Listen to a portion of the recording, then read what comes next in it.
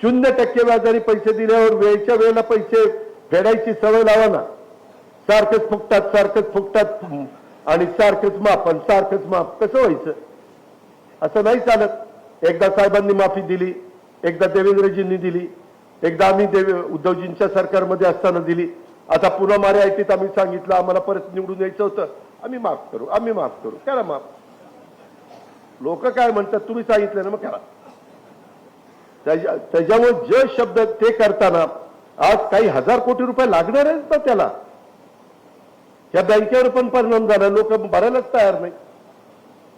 जिल्हा मध्यवर्ती सहकारी बँकांचे पैसे. पवार साहेब, शेतकरी खरंच भिकारी नाहीये.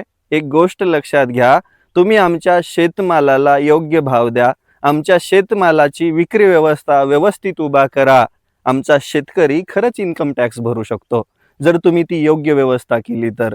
कर्जमाफी करावी लागते, कारण की अतिवृष्टीसारखा पाऊस पडतो, कधी दुष्काळ पडतो. शेतकरी उत्पन्न घेण्यासाठी पिकं लावतो, पण उत्पादनापेक्षा उत्पादन खर्चच वाढलेला आहे.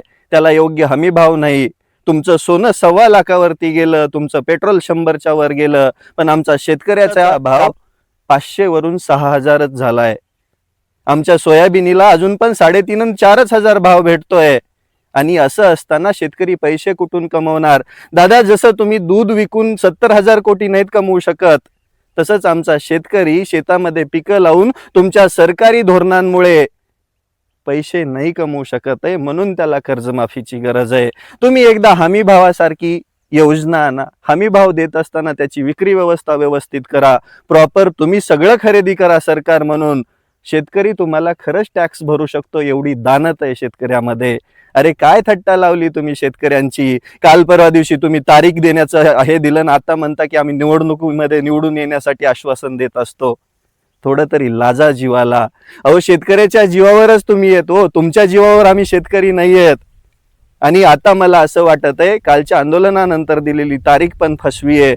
दादा स्पष्ट म्हणतायत की 30 जूनच्या नंतर बघू करायचं की नाही ते. शेतकऱ्यांना आता तरी लक्षात घ्या, तुमचं कोण, आपलं कोण, लोकांचं कोण, सरकारचं कोण. हे भिकारचोट सत्ताधारी आपल्याला असंच गंडवत राहणार, आपण असंच गंडत राहणार आणि आपण आपली भिकाऱ्यासारखी अवस्था कधीच बदलू शकणार नाहीत. या सरकारला धडा शिकवण्यासाठी आपल्याला काहीतरी करणं भाग आहे.